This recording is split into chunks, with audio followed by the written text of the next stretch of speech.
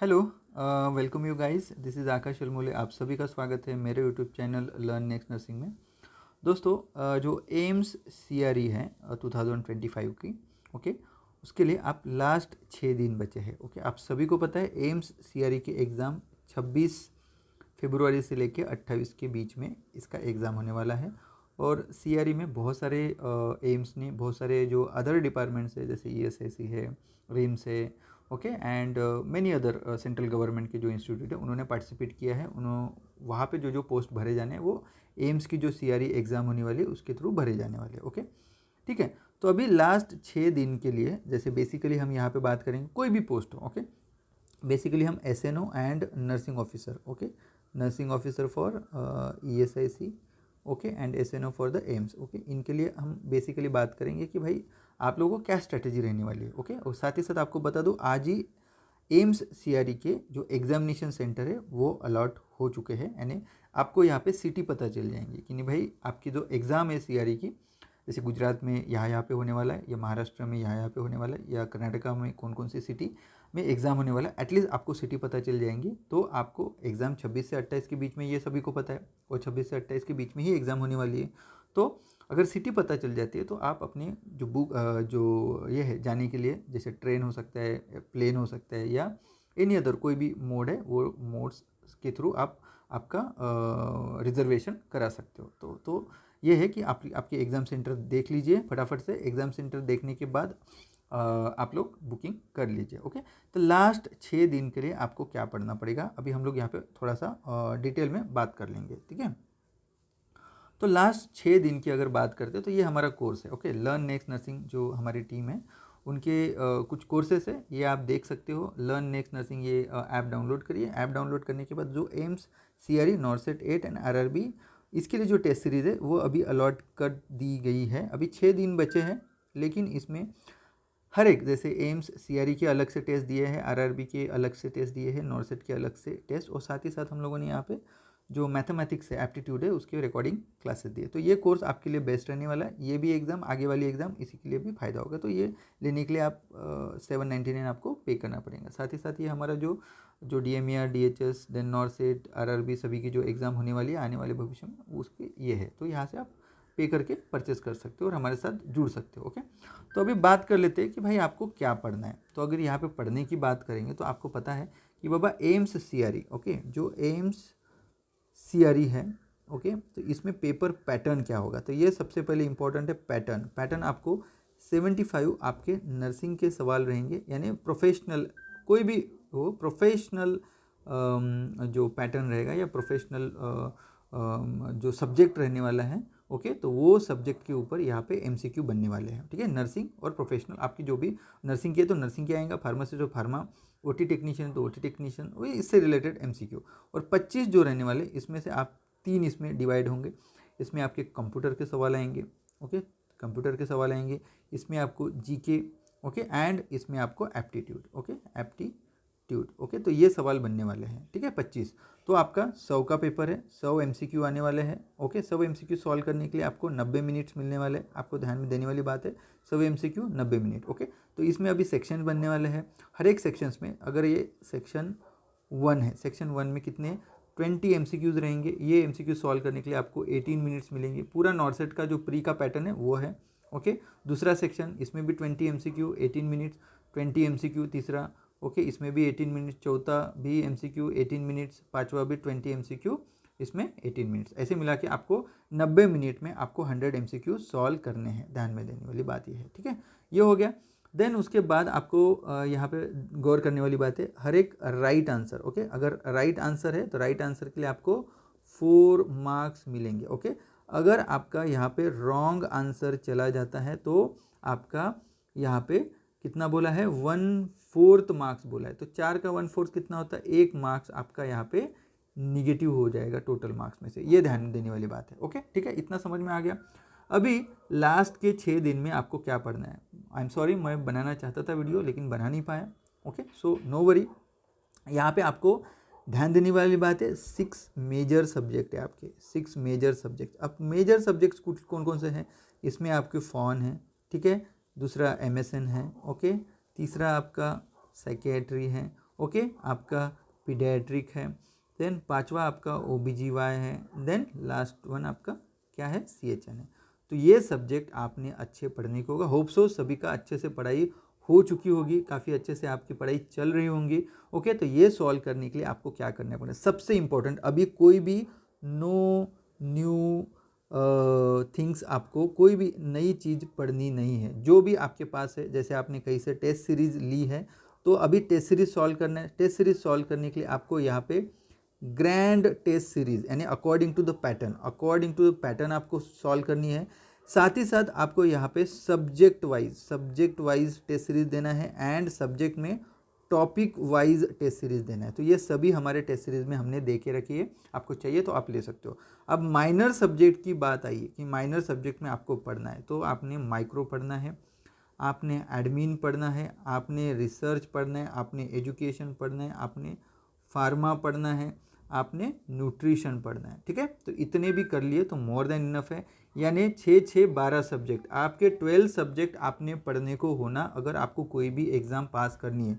तो MSN, फॉन, psychiatry, paediatric, OBGY, community, ये मेजर सब्जेक्ट, ये माइनर सब्जेक्ट। तो देखो अभी मैं क्या बोलूँगा आपको, अगर ये करना है तो सबसे पहले नई चीज़ आपको ट्राई करनी नहीं है। ओके, आपको नींद भी अच्छे से लेना है, कम से कम 6 to 8 आवर्स आपको नींद लेना है, स्लीप लेना है। ठीक है, अभी 6 दिन में आपने क्या करना है, अब समझ लो आपके पास 24 घंटे, तो आपके नींद में 6 से 8 घंटे चले गए, आपके पास 14 घंटे बचे।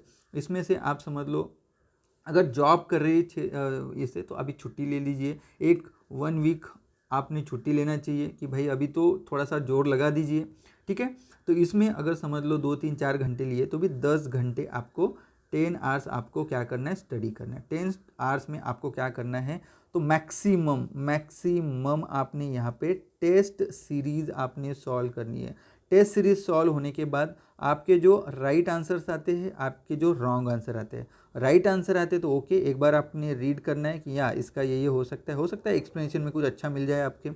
रॉन्ग है तो यहाँ पे इसके रैशनल आपने पढ़ने हैं। ओके, आपको रैशनल पढ़ना है, रैशनल भी हमने टेस्ट सीरीज में दी है। रैशनल अगर पढ़ोगे तो एक MCQ के साथ आपके जो 4 उसके जो ऑप्शन है उसी सबके आपको रैशनल मिल जाएंगे, तो आपको यहाँ पे 4 MCQ आपके प्रिपेयर हो जाएंगे अगर रैशनल पढ़ोगे।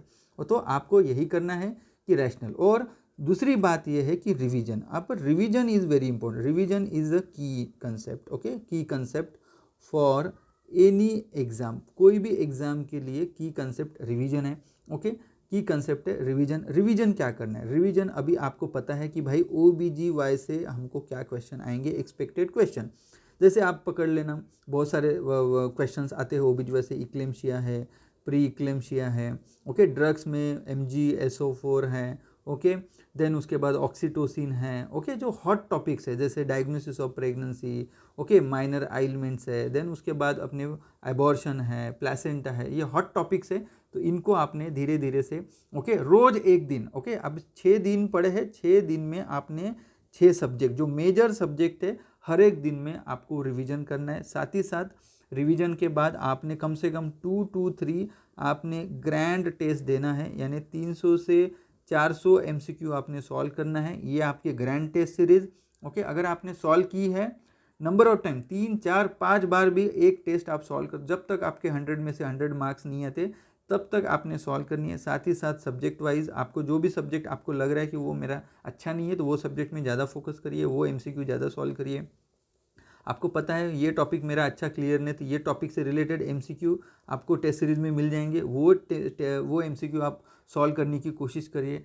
कुछ भी आपको यहाँ पे नया ट्राई करने की ज़रूरत नहीं, जो आपके हाथ में अभी मैं ये पढ़ूँ वो पढ़ूँ और क्या पढ़ूँ कोई नहीं है। आपको IBQ भी पढ़ने हैं, IBQ के भी सवाल आएंगे।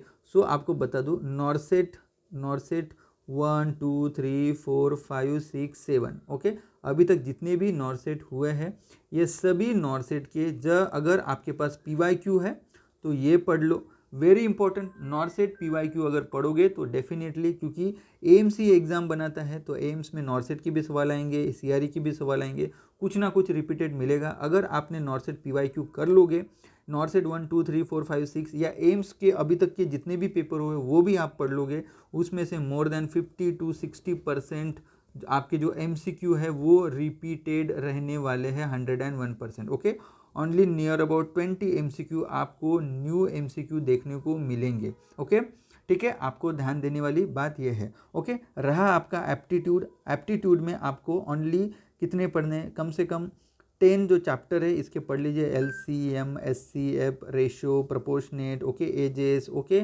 उसके बाद प्रॉफिट, देन उसके बाद आपके कंपाउंड इंटरेस्ट, सिंपल इंटरेस्ट, ये पढ़ लीजिए।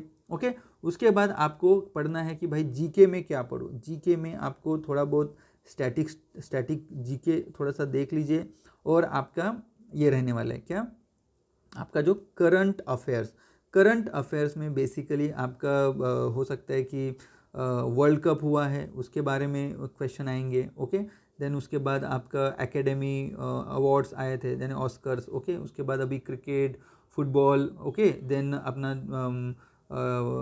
ओलंपिक हुआ था, ओलंपिक उससे रिलेटेड सवाल। ओके, थोड़ा वो पढ़ लीजिए। एंड अभी रिसेंटली जो भी अपने इंडिया में कुछ रिसेंट न्यूज़ेस हैं वो पढ़ लीजिए। ठीक है, उसके बाद आपको पढ़ना है कंप्यूटर्स। ओके, कंप्यूटर पे लगभग 5 MCQ आप पकड़ के चलिए, सिंपल जो प्रीवियस ईयर MCQ है आपके नॉर्सेट के, वो भी अगर देख लोगे तो हो जाएगा। मैथमेटिक्स एप्टीट्यूड भी इतना डिफ़िकल्ट लेवल कितना रहेगा बता नहीं सकते, क्योंकि CRE का लेवल थोड़ा सा अप रहता है, क्योंकि इसमें ऑल काइंड ऑफ ये पढ़ते हैं।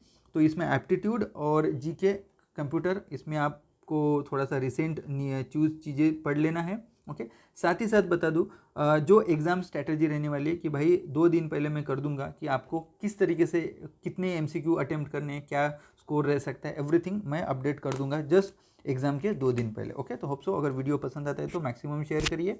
ओके, और पढ़िए, जितना पढ़ सकते हो उतना पढ़िए, 10 घंटा, 15 घंटा, 12 घंटा, जितना पढ़ सकते हो, क्योंकि अगर आप घर में हो तो आपने एफर्ट्स लगाने चाहिए। आपको बता दूँ इसमें ESIC नर्सिंग ऑफिसर के 574 जगह आने वाली है, तो इसमें 80-20 रहने वाला है, तो फीमेल्स के लिए बहुत अच्छा अपॉर्चुनिटी रहने वाला है। हाँ, अभी क्या हो गया, एग्ज़ाम सेंटर की बात कर लेते हैं। बहुत सारे लोगों का एग्ज़ाम सेंटर, अगर एग्ज़ाम सेंटर की अगर बात करेंगे तो बहुत सारे लोगों को एग्ज़ाम सेंटर, जैसे अभी महाराष्ट्र का बंदा है, पुणे का अगर बंदा है तो उसको मिला है मैसूर। ओके, इसको मिला है कोयम्बतूर, इसको मिला है चेन्नई या ये। तो देखो, मैं इतना बोलूँगा कि ये अगर आपको बहुत दूर का सेंटर आया है तो आप अगर सोच रहे हो कि नहीं मैं नहीं जाना चाहता हूँ, तो ये गलत है। आपका अगर पढ़ाई काफ़ी अच्छा है, मजबूत है, आपको लगता है कि आपका सिलेक्शन होगा, तो डेफिनेटली मैं बोलूँगा कि आपने ये अटेम्प्ट करना चाहिए। बहुत सारे लोग ये एग्ज़ाम सेंटर देख के ही एग्ज़ाम के लिए जाने वाले नहीं है। ओके, तो आपको बता दूँ, अगर आपका थोड़ा भी अच्छा आपका पढ़ाई है, आपको लगता है कि नहीं मैंने ये एग्ज़ाम देना चाहिए, तो डेफिनेटली मैं भी बोलूँगा कि एग्ज़ाम दो, आपका सिलेक्शन श्योर है अगर आपका पढ़ाई हो चुका है। ओके, तो अगर सिर्फ एग्ज़ाम सेंटर दूर है बोल के अगर आप अवॉइड करना चाहते हो तो ये गलत होगा। ओके, ठीक है, तो मिलते हैं और एक नई वीडियो के साथ, तब तक के लिए थैंक यू, जय हिंद।